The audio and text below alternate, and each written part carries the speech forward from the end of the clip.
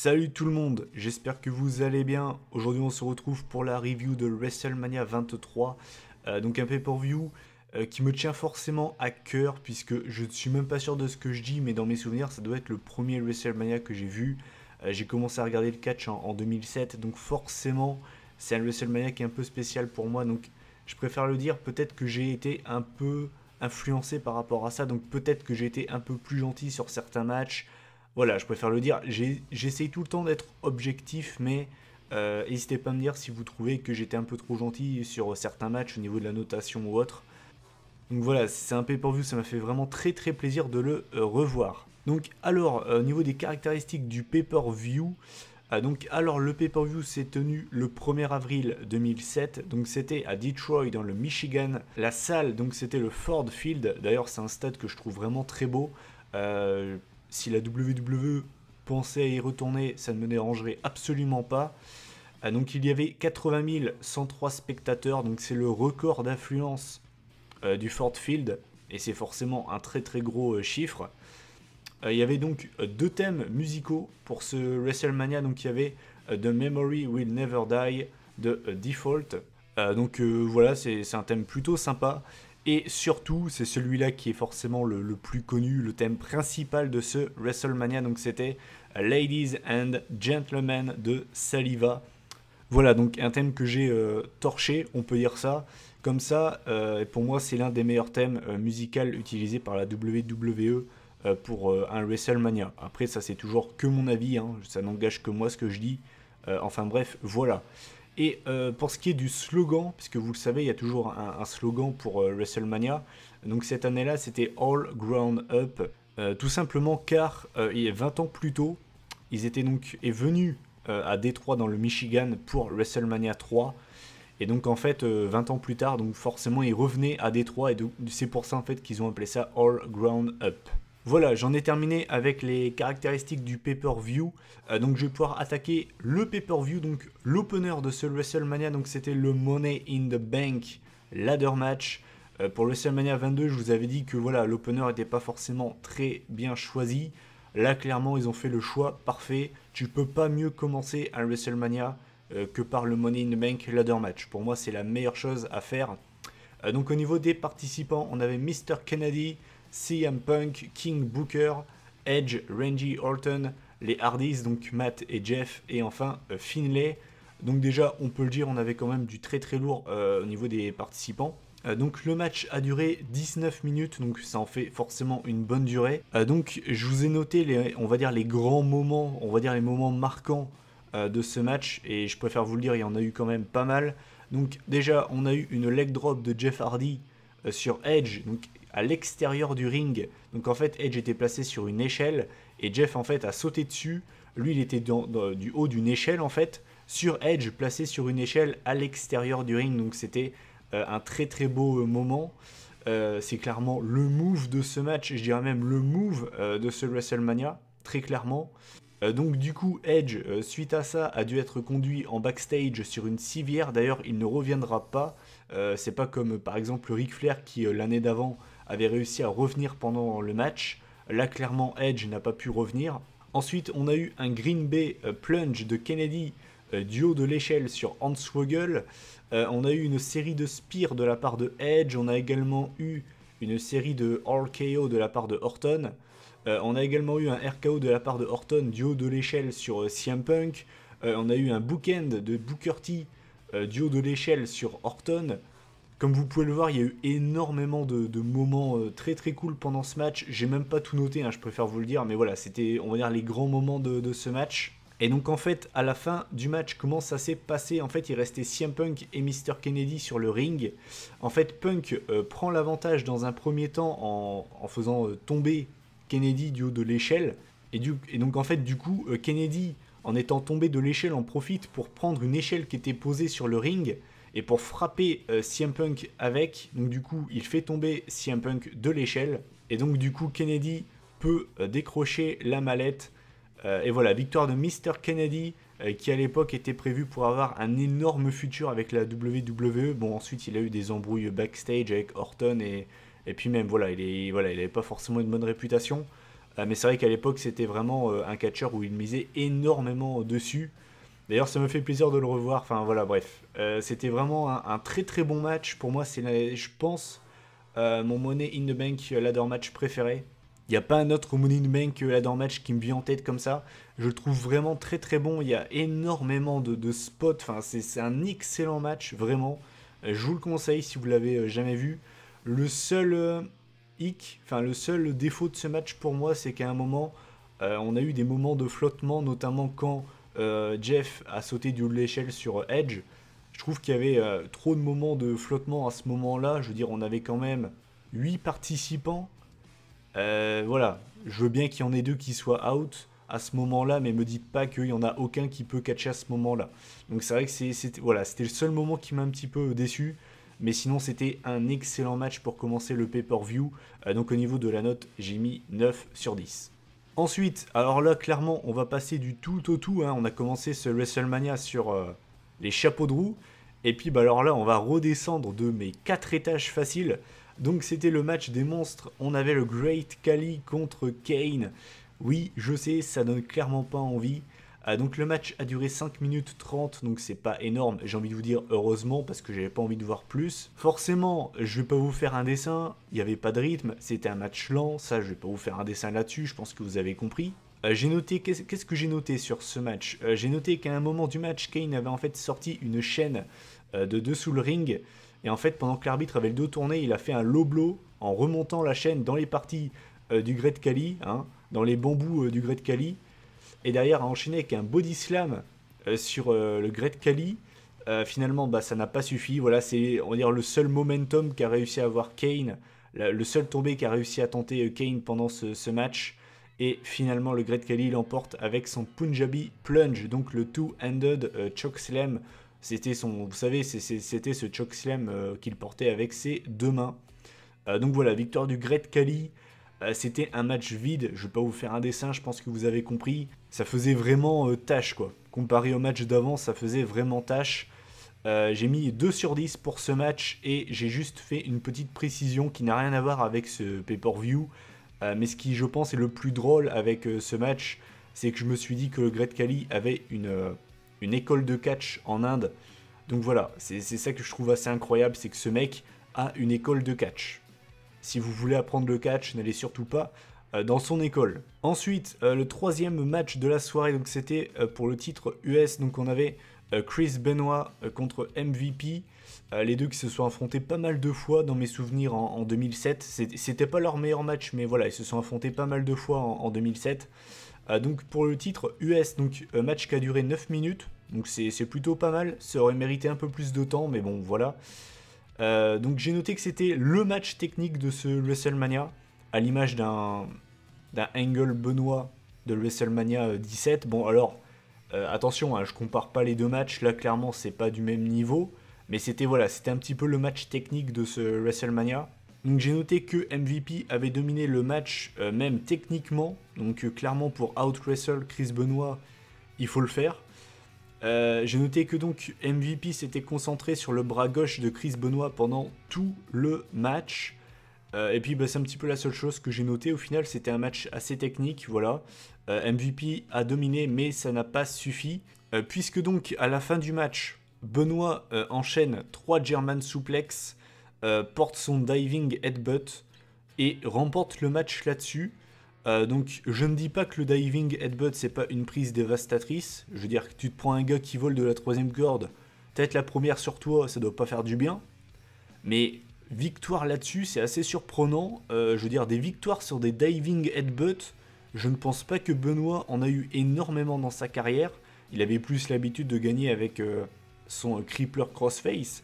Donc c'est assez surprenant, j'étais très très étonné de la fin. Je pense que j'étais pas le seul dans la salle. Donc voilà, victoire de Chris Benoit, fin assez surprenante, match plutôt plaisant. Voilà, si vous aimez le catch technique, c'était bien cool. Donc j'ai mis la note de 7 sur 10 et j'ai noté que le thème de Chris Benoit me manquait énormément. Et je pense que je ne suis pas le seul, mais c'est l'un de mes thèmes préférés de tous les temps. J'adore ce thème, il est superbe. Ensuite, le prochain match, d'ailleurs pour moi qui est arrivé beaucoup trop tôt, c'était pour le World Heavyweight Championship. Donc c'était l'Undertaker face à Batista, donc Batista qui était le champion. D'ailleurs j'ai oublié de le préciser, mais pour le match d'avant c'était Chris Benoit qui était champion US. Enfin bref, note à part, voilà. Donc Batista contre l'Undertaker pour le titre poids lourd. Tous les gens qui ont connu cette rivalité et qui ont commencé à regarder le catch vers cette époque-là vous diront que c'est une rivalité qui vous a marqué. Moi, une rivalité qui m'a énormément marqué, puisque je vous le rappelle, hein, Batista c'était mon catcheur préféré quand j'ai commencé à regarder le catch. Donc forcément c'est une rivalité qui m'a énormément marqué. Je pense d'ailleurs en faire un WWE Rewind, un de ces quatre, parce que c'est vraiment une rivalité qui me tient à cœur. La nostalgie, clairement, la nostalgie en voyant Batista arriver avec le titre poids lourd, l'Undertaker, enfin ça m'a vraiment rappelé toute mon adolescence. Donc alors match qui a duré presque 16 minutes, donc c'est une bonne durée. Je vais faire le mec un petit peu relou, mais j'aurais voulu qu'il dure un peu plus longtemps. Je pense qu'ils auraient mérité un bon 20 minutes. Je pense que ça aurait pas été volé. Donc alors, j'ai noté que le début de match était clairement à l'avantage du Taker, qui a clairement déroulé son moveset que vous connaissez tous. Donc le Snake Eyes enchaîné du Big Boot, le leg drop sur l'éperon du ring, le topé suicida en passant au-dessus de la troisième corde sur Batista, le old school aussi, enfin voilà, c'est vraiment tout son arsenal de prises qui sort habituellement, voilà. Sinon j'ai noté que le tournant du match c'était Batista, en fait, qui avait réussi à porter un running power slam sur le Taker à travers la table des commentateurs, donc c'était forcément très cool. Sinon au niveau des grosses prises, j'ai noté que Batista s'est relevé du chokeslam et du last ride powerbomb, et le Taker lui s'est relevé d'un spear enchaîné du Batista bomb. Donc c'est vrai que c'était un joli combo, mais le Taker a réussi à s'en dégager. Et finalement à la fin du match, Batista en fait allait porter un running power slam, et finalement Batista se fait retourner par le Taker, et le Taker enchaîne avec le Tombstone Pile Driver pour la victoire du Taker. Donc voilà, le Taker qui redevenait World Heavyweight Champion. Le public qui était clairement pour le Taker. C'était vraiment un très bon match de poids lourd. Je préfère vous le dire, le rythme est quand même pas mal du tout. Pour les gabarits que c'est, je trouve que le rythme est quand même pas mal du tout. C'était un match propre, il n'y a pas eu de botch. Franchement, ça se regarde, ça se laisse regarder comme ça, tranquille. C'est certainement aussi dû au fait que voilà, quand j'ai commencé à regarder le catch, les deux étaient en rivalité. Mais je trouve qu'ils ont une connexion les deux, c'est incroyable, et c'est vraiment une rivalité qui m'a beaucoup marqué. Et ça m'a fait très plaisir de revoir ce match. Donc voilà, victoire du Taker sur l'animal. C'est pas leur meilleur match de 2007, ils en ont eu des meilleurs, mais c'est vraiment un bon match, vraiment un bon match. Donc au niveau de la note, j'ai mis 8 sur 10. Et on va pouvoir passer au prochain match, qui était un match 4 contre 4. Donc on avait les ECW Originals, donc il y avait Tommy Dreamer, le Sandman, Sabu et RVD contre le New Breed, donc, en fait, qui était composé de Elijah Burke, Marcus Corvon, représente, hein, les gars, représente RPZ, Marcus Corvon, si vous arrivez à vous souvenir de ce mec, respect, Kevin Thorne et Matt Striker, avec un slip au passage dégueulasse. Je vous invite à aller voir ça. Le slip de Matt Striker, mon dieu, c'était quoi ça? Dégueulasse. En fait, grosso merdo, on avait les anciens, hein, les tauliers de la ECW contre, entre guillemets, la nouvelle génération, le New Breed. Voilà, en gros c'était ça. Donc match qui a duré un peu plus de 6 minutes, donc c'est pas énorme. J'ai noté que le New Breed avait travaillé pendant une grosse partie du match sur Tommy Dreamer. Finalement, il a réussi à faire le tag. Et finalement, je vais revenir à la fin parce que clairement, je vais être expéditif là-dessus. En fait, à la fin du match, c'est parti en couille. Tout le monde est venu porter sa petite prise à droite à gauche, comme souvent dans ce genre de match. Et finalement, eh bien, c'est RVD qui a réussi à faire le tomber sur Matt Striker en lui portant le 5-star Frog Splash. Donc voilà, victoire des anciens, des ECW Originals. J'ai noté qu'il y avait eu pas mal de botch dans ce match, notamment de la part du Sandman et de Sabu. Le public était mort, j'avais l'impression de voir un match cruiserweight en fait. C'est exactement pareil. Vous voyez les matchs cruiserweight qu'on a eu en 2016, même 2017, où le public était complètement mort? Et ben voilà, c'est exactement ça, le public n'en avait rien à foutre. En gros, le public s'est juste réveillé quand RVD s'est mis sur la troisième corde pour porter son 5 Star Frog Splash, mais à part ça, le public n'en avait rien à foutre. Voilà, donc victoire des ECW Originals, c'était vraiment pas terrible. Sans botch, je pense que j'aurais mis juste la moyenne, j'aurais mis 5 sur 10. Avec les botch, j'ai mis, donc du coup j'ai enlevé des points, j'ai mis 4,5 sur 10. Ensuite, le prochain match, c'était un match qui a fait beaucoup parler. C'était la bataille des milliardaires. Donc on avait Donald Trump qui était représenté par Bobby Lashley. Et on avait Vince McMahon qui était représenté par Umaga. Rest in peace, un catcheur que j'aimais beaucoup. Un super heavyweight que je trouvais très très cool dans un ring. Enfin bref, voilà. Vraiment dommage qu'il soit décédé. Et j'allais oublier de le préciser, mais l'arbitre spécial de ce match, c'était Stone Cold Steve Austin. Donc match qui a duré 13 minutes, donc c'est bien pour ce que c'est. J'ai noté que pendant le match, en fait, Stone Cold Steve Austin s'est fait attaquer par Umaga, puisque en fait, dans le match, Umaga, voilà, était dans les cordes, et normalement un arbitre arrête au compte de 5, et voilà. Lui, Stone Cold, au compte de 5, il arrivait, il jartait carrément Umaga, il le tirait par les cheveux, et on voyait que plus le temps passait dans le match, et plus on voyait Umaga s'énerver. Et en fait, à un moment, donc du coup, il a porté un Samoan Spike sur Stone Cold. Et en fait, pendant ce temps-là, on a Shane McMahon qui est venu des backstage pour venir aider son père. Et on a vu qu'en fait, il avait un t-shirt d'arbitre. Et voilà, donc en fait, encore une fois, les McMahon allaient faire un coup de pute. Donc pendant ce temps-là, en fait, on a Umaga qui a apporté son Samoan Wrecking Ball. Donc c'était, vous savez, c'était son coup de fesse dans le coin du ring. Et Shane a enchaîné avec le Coast to Coast. Avec une poubelle au niveau de la tête de Bobby Lashley, donc c'était vraiment très cool comme enchaînement. Et en fait, au moment où Shane allait faire le compte de 3, on a Stone Cold en fait qui tire les pieds de Shane. Et donc en fait, juste derrière, on a Stone Cold en fait qui porte son Stone Cold Stunner sur Umaga. Et Bobby Lashley enchaîne avec le Spear. Donc voilà, victoire de Bobby Lashley. Et donc bah, du coup de Donald Trump. Et donc en fait la stipulation de ce match, j'allais oublier de le préciser, en fait c'est que le perdant devait se faire tondre. Donc du coup Vince McMahon est devenu chauve, hein, puisque donc Bobby Lashley et Donald Trump ont pris un malin plaisir à lui tondre les cheveux. Donc voilà, Vince était chauve. C'était le moment, on va dire, un petit peu divertissant de ce WrestleMania. Enfin voilà, fallait pas s'attendre à du catch incroyable. C'était plus le côté fun, divertissant du pay-per-view. Voilà, c'est un match que j'ai trouvé cool. Voilà, c'est un match que j'ai trouvé cool. C'était pas exceptionnel, attention, hein, mais voilà, j'ai trouvé que c'était plutôt fun comme moment. Donc au niveau de la note, j'ai mis 6,5 sur 10. Ensuite, l'avant-dernier match de ce WrestleMania, donc c'était un Lumberjill match pour le titre Women's. Donc on avait Melina, la championne, contre Ashley Massaro. Match qui a duré 3 minutes. Je vais être expéditif sur ce match. Je pense que vous connaissez déjà mon discours. Le match, en fait, je vais revenir directement à la fin.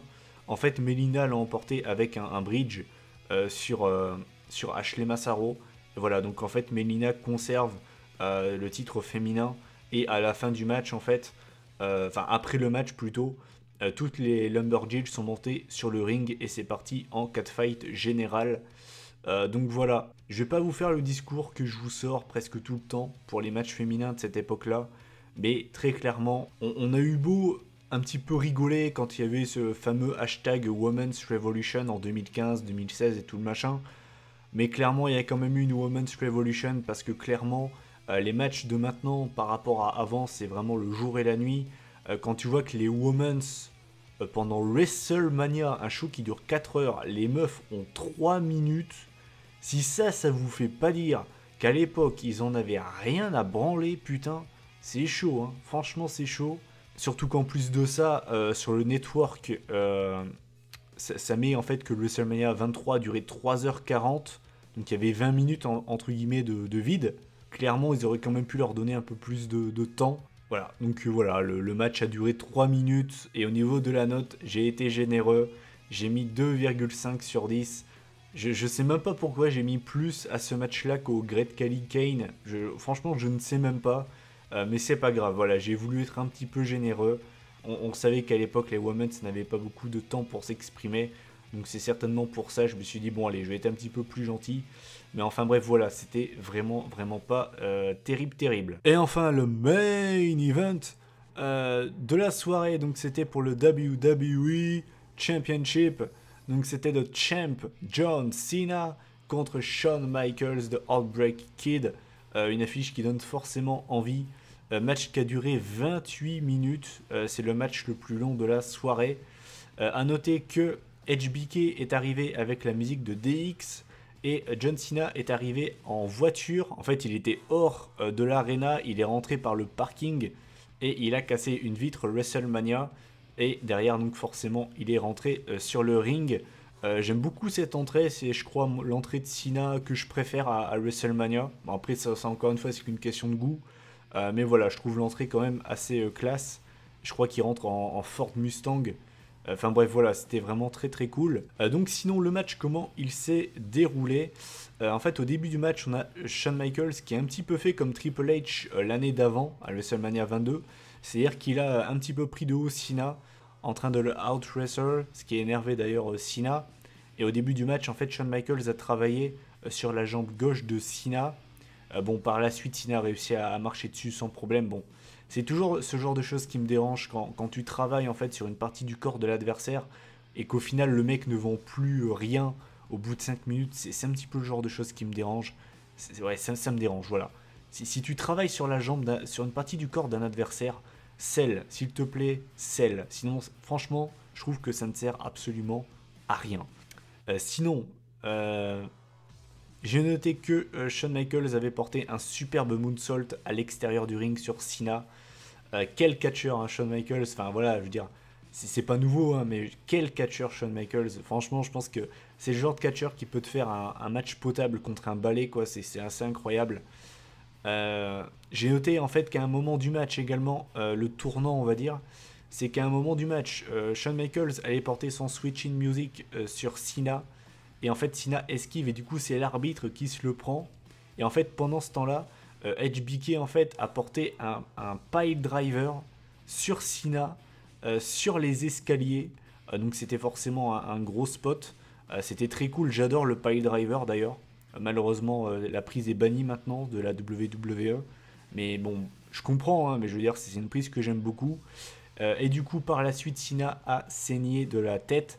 HBK également a saigné pendant le match. En fait, il s'est pris le poteau de pleine face. Donc, lui également a saigné. Sinon, au niveau des grosses prises, donc Cena s'est relevé du Switching Music. Lui, Shawn Michaels s'est relevé du FU et a résisté une fois au STFU. Et sinon, donc, je vais revenir à la fin du match. En fait, à la fin du match, tout simplement, Cena surprend Michaels en lui portant le STFU et Michaels était obligé d'abandonner. Donc voilà, victoire de John Cena qui conserve le WWE Championship. C'était un excellent main event. J'avais beaucoup de souvenirs du Batista Undertaker, beaucoup moins du Cena HBK. J'avais presque même aucun souvenir de ce match.